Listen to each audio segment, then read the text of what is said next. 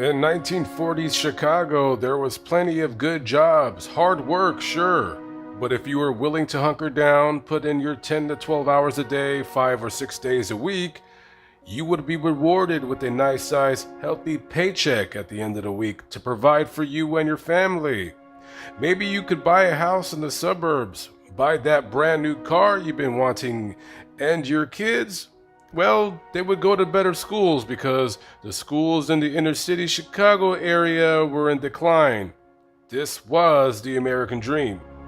But for one 22-year-old man referred to by the police as the Mad Dog Killer, James Morelli, he wanted a paycheck, all right.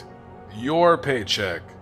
Morelli was described by Chicago police as a small-time two-bit thug who the public couldn't trust even with a stick of gum. Before Morelli reached the bright lights and notoriety of the electric chair, he was already known by the police and dealt with accordingly. In 1944, Morelli was placed under court supervision after being convicted of assault and battery. In 1945, Morelli was arrested for armed robbery. Now, being that Morelli was already on probation, that should have earned him a ticket to a minimum 5-year bid at an Illinois prison. But for some unknown reason, the judge in the case gave Morelli yet another break, 5 years of formal probation. In hindsight, if the judge would have imposed the proper sentence, thus taking Morelli off of the street, it would have saved the lives of 2 men. Morelli continued doing what he did best, which was taking from others which didn't belong to him. Later on, him and his buddy, 19-year-old Lowell Fentress, would join up with a small street gang headed by 40-year-old Thomas Daly. In November of 1947, Daly decided to enact his revenge against 33-year-old garage operator named John Quasis, because he became a police informant reportedly and had tipped off police to a robbery Daly and Fentress committed. Both men were indicted on the crime, went to trial, but were acquitted.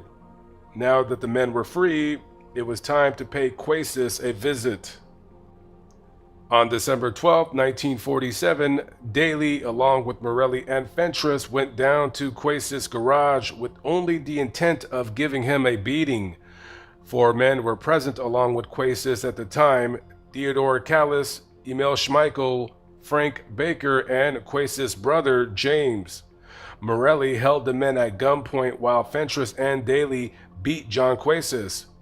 When Quasis started fighting back and was getting the best of both men, Daly ended the fight by shooting and killing Quasis. Afterwards, the other 4 men were kidnapped and for the next 8 hours were driven around Chicago as each one were shot and thrown out of the car. Callis and Schmeichel died from their injuries while Nick Quasis and Frank Baker survived.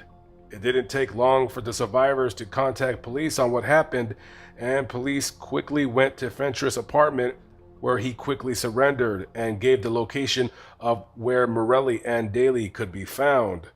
As police approached Morelli's apartment, Daly, who was trying to escape through a window, was shot to death by police. Morelli quickly surrendered the next day to authorities. After their arrest, Fentress quickly pointed the blame at Morelli, telling police he was the one that shot several of the victims, including Schmeichel. Morelli was brought to the hospital room where the surviving Quasis was and pointed the finger at him. Prosecutors later decided to seek the death penalty for Morelli and Fentress, calling the murders the worst they have ever seen since the St. Valentine's Day massacre. The first trial was for the murder of John Quasis. Both men were found guilty, even though Daly was the one who pulled the trigger. They, however, both avoided the death penalty and were sentenced to 199 years in prison. The second trial was for the murder of Emil Schmeichel.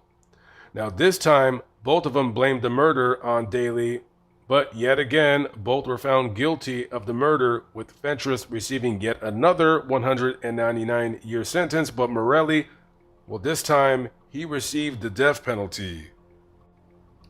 As he was awaiting his date with Destiny at the Cook County Jail, all of Morelli's appeals were denied. He even offered to do a cornea transplant to a blind man in exchange for lifelong financial assistance for his wife and child, but was denied. On November 26, 1949, at 12:08 a.m., Morelli was strapped into the electric chair and was asked if he had any last words. Morelli had none. And as 1900 volts pulsated through his body, a witness to the execution who had smuggled in a tiny Minox camera captured 4 photos of Morelli strapped to the chair. The next day, the pics were published in the Chicago Herald-American, reportedly showing the execution, with prison officials saying it was a fake and that it would be impossible to sneak in a camera with having to go through a metal detector, and all persons going in there were searched thoroughly. The newspaper's employees who claimed to have smuggled the camera inside and took the picture, Anthony Baratti and Joe Migan, showed how they smuggled the camera in through a hole in Migan's shoe, who said as they brought Morelli in, he took the camera out of his shoe and hid it under his handkerchief. When asked how they were able to sneak it into the execution chamber, they answered, quote, "Why explain it? There may be more executions," unquote. Is this picture real or is it fake? You be the judge. And here we are at the Mount Caramel Cemetery here in Hillside. And this is the final resting place of James Morelli.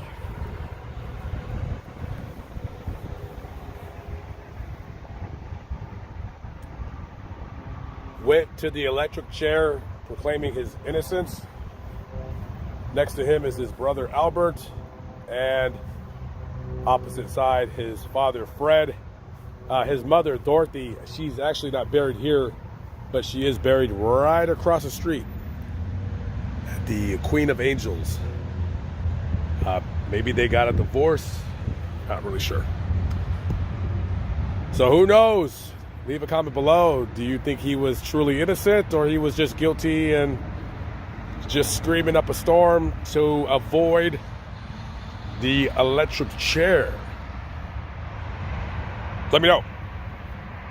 Okay, guys, I am out of here. I'll catch up with you on the next vlog. Be good, y'all. Peace out.